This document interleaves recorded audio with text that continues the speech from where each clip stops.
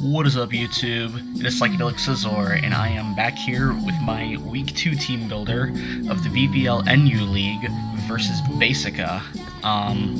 This is going to be our first week here. Obviously, as I mentioned in the draft analysis, when we took over, the Week 1 game was already played. So we are starting off 0-1 -4, but we're here to help fix that record. Basica's team is a pretty scary sand team. It honestly was pretty hard to prep for. I did bring some kind of meme sets to make up for it. I mean, this league I'm having a lot of fun with it. I am trying, but I'm still having fun with some of these sets, although I'm not just throwing these to make silly sets. I do think some of these memes, well, yes, they're kind of memes. They can legitimately do some work, so I'm just going to do it. We're going to go over Basica's team here.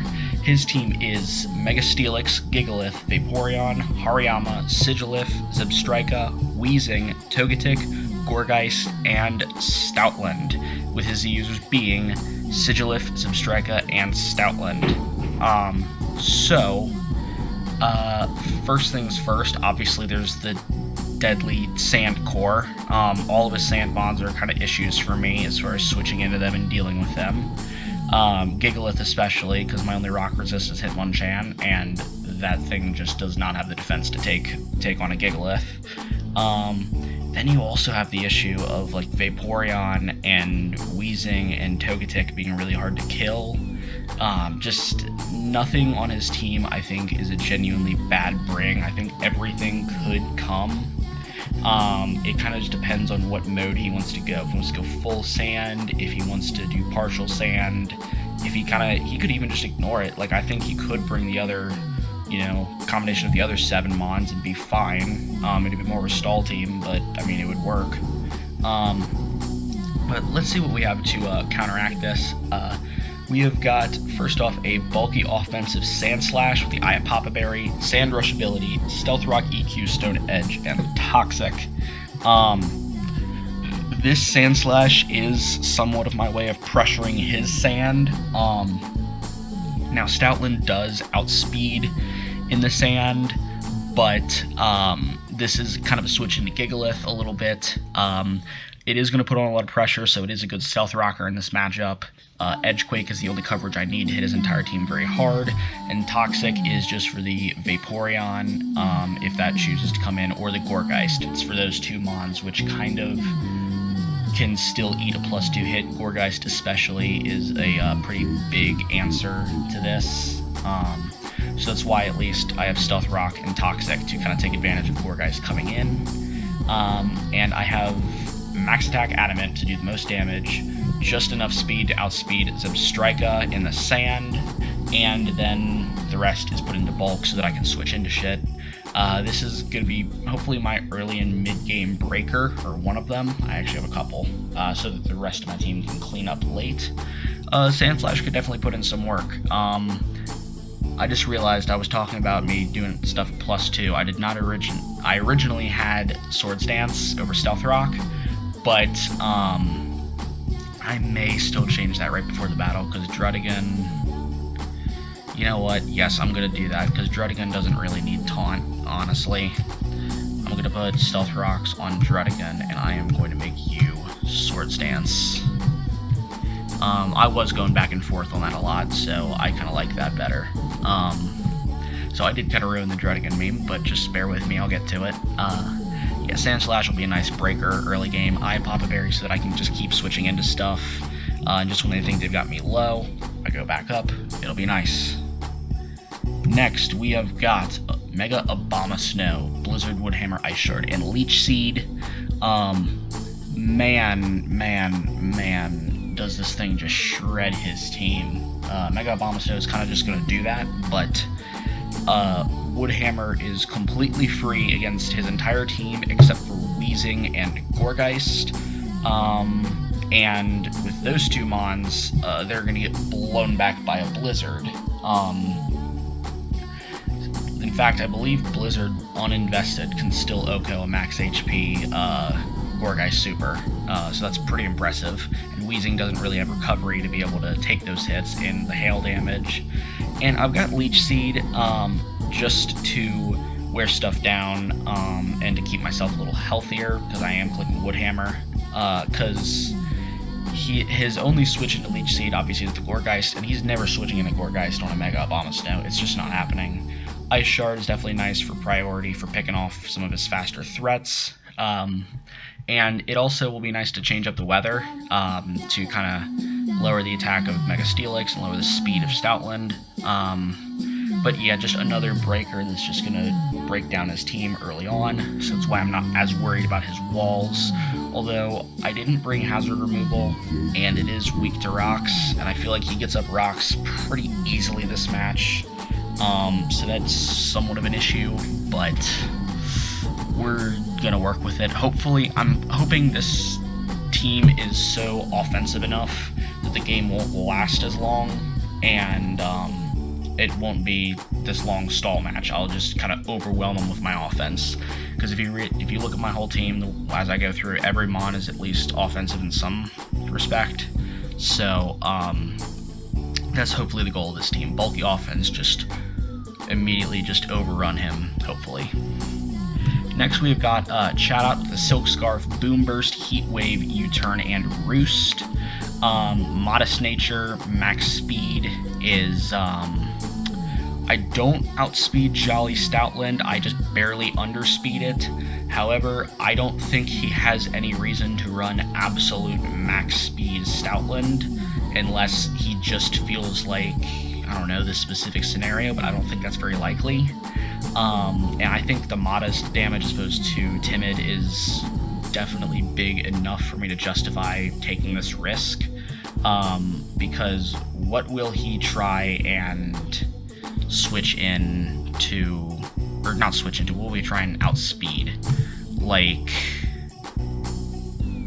the best he can outspeed is Hitmonchan, but I do outspeed Hitmonchan, or him speed creeping Hitmonchan, so, yeah, so Chatot is still fine there. Boom Burst hits a lot of his team very hard.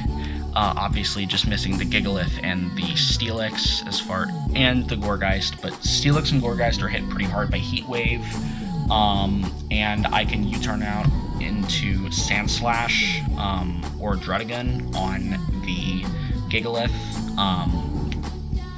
and I can Roost up on the switches this is going to force.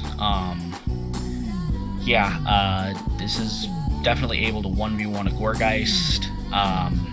Although if it gets like Leech Seed and Will-O-Wisp on me, it'll be annoying, but I'm doing so much damage with Heat Wave. Yeah, so I can 1v1 the Gourgeist, which is a problem for my Sand Slash, and it makes Abomasnow at least predict a little bit, so having something to 1v1 the Gourgeist is pretty nice. And it does do a good chunk to Mega Steelix. Obviously, though, I'm going to have to catch it on the switch, because I am definitely not living a hit for Mega Steelix. That is not happening. 45 defense is not taking a hit for Mega Steelix. But, and I just wanted to bring Chatot. I love Chatot. Boom Burst is so powerful. I feel like I wanted that breaking power, so we're just going to go with that. Chatot is going to click Boom Burst. Next, we're getting into some of the kind of funny sets a little bit. This isn't even that much of a meme, but it's a Alolan Persian. We're not bringing a defensive set. This is Technician special offensive set with HP Dark, Water Pulse, Shockwave, and Parting Shot. With the Expert Belt, I have enough speed to outspeed Sigilif.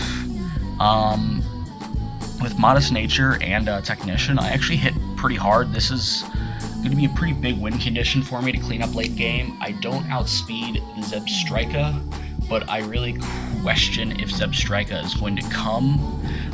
It definitely could, because it does have the speed advantage on my team, outspeeding everything, but I feel like my team generally handles it very well. Sand Slash obviously beats it. Electros pretty much beats every set of it. Druddigon can take hits from it pretty well.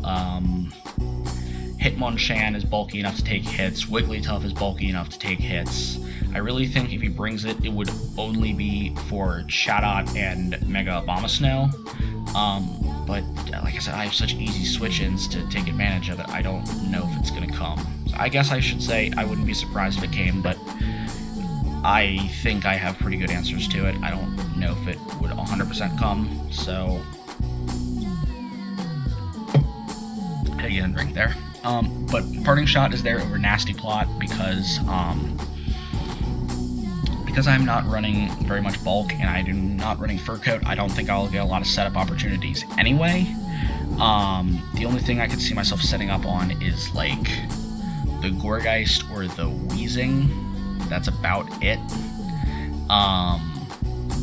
And also, Parting Shot is still good for pivoting and getting in mons like Sand Slash and Bomb of Snow.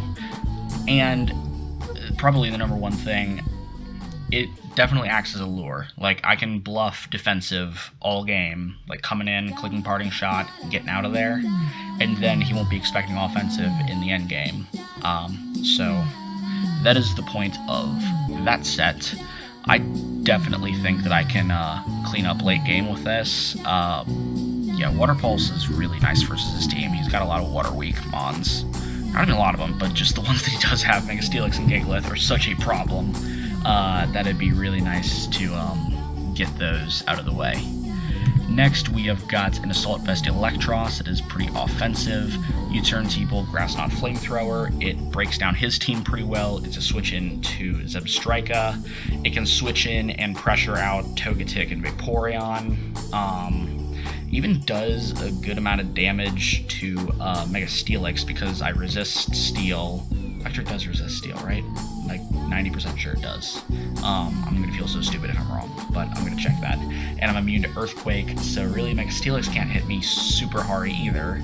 And I'm gonna do a lot to it with Flamethrower. Nothing switches in well to this besides like Assault Vest Hariyama, which that's a possible bring, you know, thick fat variant for a Bomb of Snow, but then it's still going to get destroyed by Woodhammer. So Electros is definitely there to pressure out the Vaporeon, which would be somewhat of an issue for this team because a Bomb of Snow may not stay healthy, and it's a good pivot against Zebstrika.